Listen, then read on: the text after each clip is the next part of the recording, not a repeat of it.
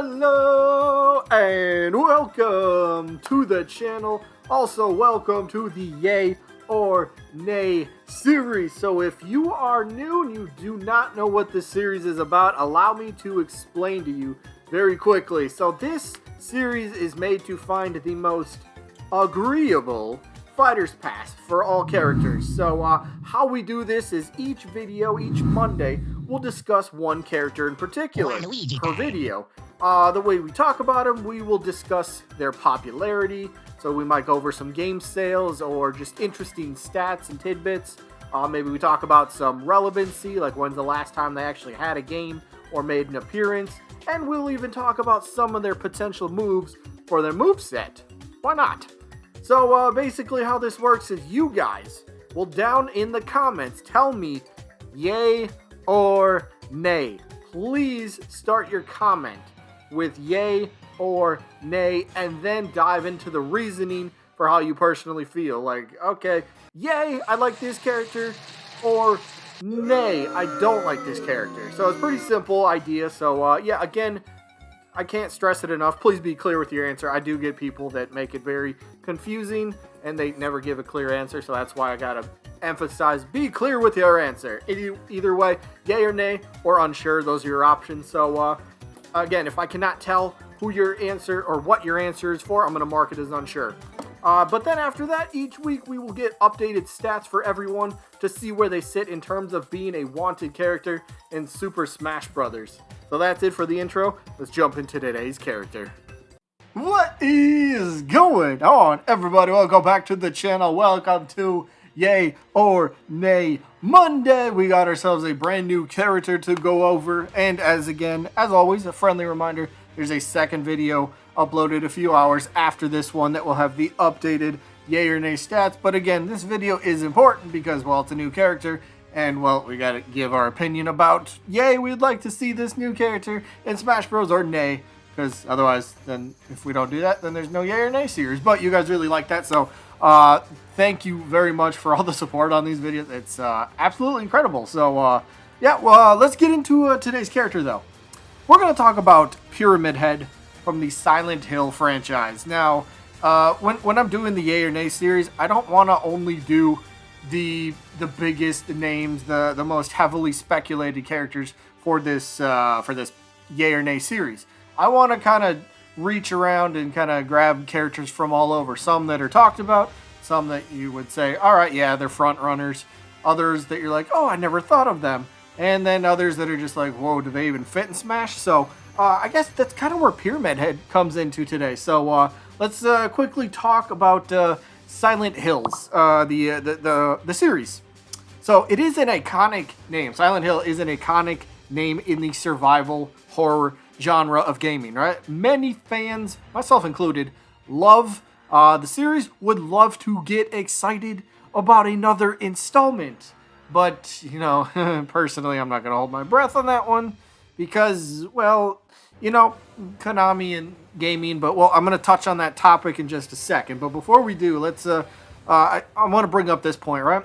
So, some people might say, Konami can be difficult to work with because of, well, how their kind of stance on video games are at the moment. And again, I got more to say on that. But keep in mind, Konami and Nintendo did actually already talk about, you know, characters in Super Smash Bros. They were able to bring Snake back into Smash Bros. And then, of course, we were also able to get Simon and Richter as playable characters. We were able to get Bomberman as an assist trophy. Should have been playable character. Just going to throw that out there. But, you see, we have Konami and Nintendo, they seem to be like, all right, cool. Let's get together and make something happen here. So I think that's kind of a good thing in a sense, right? So we already have some of Konami's IPs, you know, their characters and their music and some stages in Smash Ultimate. So who's to say that, you know, Nintendo and Konami didn't, you know, get together again to include yet another iconic gaming, you know, character, you know, an icon in Pyramid Head. Who's to say that maybe that wasn't a discussion? I don't know. I wasn't a part of it. I would love to be a part of it just to kind of maybe know who was on it, but that's a different topic. So let me talk about Konami and, well, their stance on gaming. So I think I have this thing right about here that says something like Konami is definitely, they might not be focusing on, you know, video games as as much as they have been in the past. So like not focusing as hard on their video game division, I should put it that way, over the past several years. So in a way, it kind of, as a company that kind of built up these iconic series and characters and stuff, it's kind of a shame to let those franchises and characters just, well, sit around and collect dust, right? It's kind of like, hey, do something with them, sell them off, make a new series, make a new game, make a sequel, make a collection, do something, right? So Konami has a pretty good bundle of characters that they could use. So why not kind of meet in the middle? If you're not going to do new series, you're not going to do new games to the series, why not meet in the middle and let's do like a middle ground, and Konami could license out these characters, right? Works perfectly for Smash Bros. So what about Pyramid Head? How could he fit into this? Well, Pyramid Head actually became a playable character in the game Dead by Daylight, which I actually started playing a few months ago and absolutely love. I did buy Pyramid Head. But he released in June, on June 16th of 2020. So Konami has had talks about their characters in other games, like as of just last year. So it's not out of the realm of possibility that, Konami might be thinking about this. So it's pretty cool. It's an exciting moment for fans to see this legendary Pyramid Head character, actually make an appearance in a game where we can play as him. So cool. Very cool. So maybe an appearance in Smash Bros. Might not be that too much of a stretch. So, Konami, I mean, let's talk game sales here for a second. Let me talk game sales. So yeah, it should be up on screen right now. But we have these are lifetime sales. These are a tad bit outdated, but it's still roughly, you get the idea. So we see down towards the bottom, it has the United States plus Japan for their total sales. So let's break it down by game, right? First Silent Hill sold 843,000 copies. That's pretty dang good if you ask me, right? Silent Hills 2, 636,000. Still pretty decent, right? I would assume so. Silent Hill 3, 375. 4 did 276. Silent Hill Origins did 275. So, I mean, the numbers for the series kind of went down. But keep in mind, that is only United States and Japan. That's not including Europe. That's not including any other region. So, the numbers would be higher because, of course, if you're going to leave out regions, well, then you're leaving out their sales data. But for those two regions, pretty decent sales numbers, right? And it's not like people haven't been wanting a new Silent Hill game, right? Like, I mean, what happened to Silent Hill PT, right? That whole debacle, right? It was a thing, and then it was just like canceled. Remember, people were selling PS4s online with the demo, and those things were going for pretty big money. People wanted to play that demo, and then some people were even upset that you couldn't transfer over that demo to your PS5. It's like, well, duh, of course you can't. But people want a new game in the series. People would love to revisit it. It might be a good time to do that.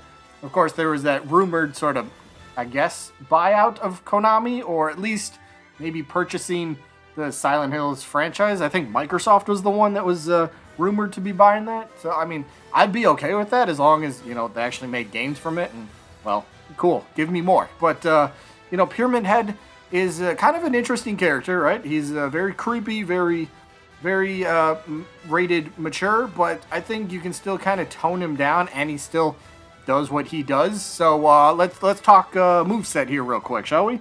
Let's start things off. So this first one is the neutral special, and it is called Rites of Judgment / Punishment.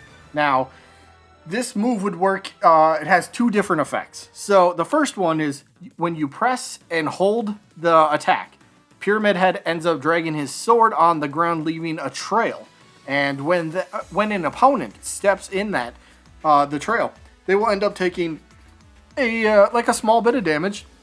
Nothing too crazy, but the plus side to this as well, that character would also become what we will call tormented. And what happens when they're tormented is, well, their speed, the character, the opponent that steps in it, their speed would get reduced by, I don't know, a small percentage. So they're not going to be as fast. And since Pyramid Head is going to be a taller, bigger, slower character, this kind of just helps him catch up to the opponents a little bit. So that's pretty cool. But what happens when you release the special button, your neutral special? Well, take a look at this. Right here, once you let go, Pyramid Head will slash his sword forward, but he also lets out this ranged attack that projects forward. And it will have pretty decent range to it. So it's kind of a two, actually it's kind of like 3, 4 in 1 type of deal. So you press and hold the button, he drags and he creates that trail behind him. Anybody that steps in it, besides Pyramid Head, will be tormented and they will be slowed down for, a few seconds. And then you release it, he does a sword slash. So if an opponent's close enough, they'll take damage from that. Otherwise, he's got a nice little range. If you want to call this a projectile, I suppose you could. But that's kind of what this is. So, pretty cool idea for a neutral special. But maybe something along the lines. What about forward smash? Now, this one, right? You got to make use of that sword. I know, yeah, Pyramid Head sword user, blah, blah, blah. He's not an anime swordsman, so that's an argument to make, I guess. But either way, as you can see from this clip, Pyramid Head will deliver an extremely powerful, kind of slow though, but extremely powerful overhead sword slam that could, maybe I'll just throw this out there. It could be the most powerful forward smash in the entire game. But of course, to help kind of balance it out, it will have a pretty sizable, startup lag to the attack. But again, it's going to be an overhead, so it could catch somebody above Pyramid Head. But if he catches them below, or in front of him with the forward smash, kiss him goodnight, goodbye. It's going to be extremely powerful. Again, going to have big startup lag to kind of balance it out. But yeah, do not get caught by this attack because it's going to hurt. One more attack. Why not talk about the forward air? Because let's get a different weapon involved, shall we? We're going to talk about Pyramid Head and his javelin or his spear thing. I don't know what this actually is, but basically Pyramid Head, he doesn't just have a sword, he does have the spear javelin thing, and what he can do with that is, well, use it to thrust or jab forward. So use this in the air, right?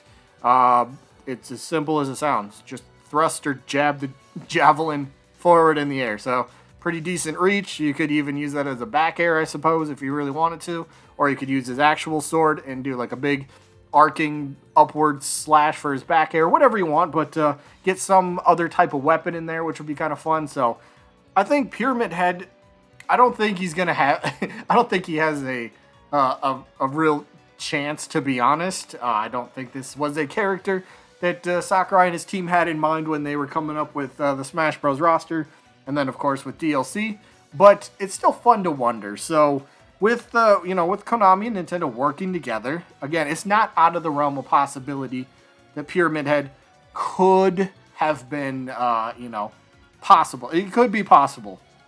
Again, not holding my breath on that, but still possible. But either way, Pyramid Head is a weird one because some people are going to immediately throw out he's too mature. Well, yeah, but you can still be mature and being in Smash Bros, right? We have a few of those characters. You can tone them down, and that's the thing. Some characters that are mature, like, say, Doomslayer, for example, and I think it's a very valid argument. If you tone down, like, a Doomslayer for Smash Bros, does he really feel like Doomslayer then? And I get that, right? But on the other hand, for Pyramid Head, I think if you end up, if you tone him down a little bit to not be so graphic, and I don't think he really needs to be, he still is Pyramid Head, moving slow, big attacks, leaving, punishing his opponents with the trails that he leaves everywhere. So something like that. It just captures what Pyramid Head is about. It captures his essence. I don't know. That was a weird way to put that. But either way, Pyramid Head, let's get to it. I'm actually going to give him a yay. I would love to see Pyramid Head just because more icons and, he's a villain too. So thumbs up to that. So for me, Pyramid Head's going to get a yay. Although I don't expect him to ever happen, he still gets a yay nonetheless. Let me know what you guys think. Get down in the comments, yay or nay.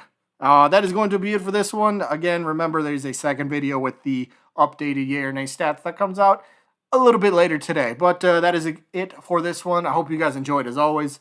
And I guess I'll see you when I'm looking at you.